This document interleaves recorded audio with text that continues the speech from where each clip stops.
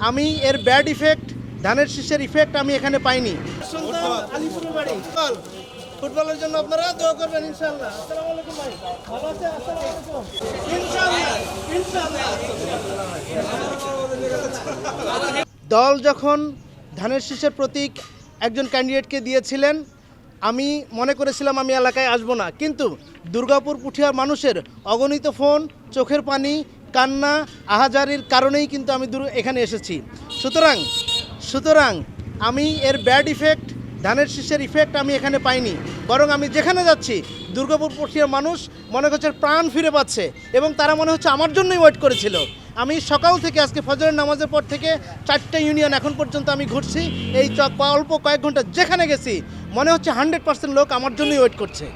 আমি তাদের মনোভাব দেখে বুঝে। সুতরাং এই পরিস্থিতি বলে দেয় আগামী 12ই ফেব্রুয়ারি নির্বাচনে বিজয় ফুটবলার হবে, আর বিজয় হবে অন্যায়, বিজয় ফুটবল হবে পরিবর্তন এবং উন্নয়নের প্রতীক। এবং একসময় ইনশাল্লাহ দুর্গাপুর পুঠিয়ার মানুষের যে বিপ্লব এবং বিপ্লবী মানসিকতা, এটা যেন জাতীয় প্রতীকে পরিণত হয় ইনশাল্লাহ, সেটা প্রমাণ হবে ইনশাল্লাহ।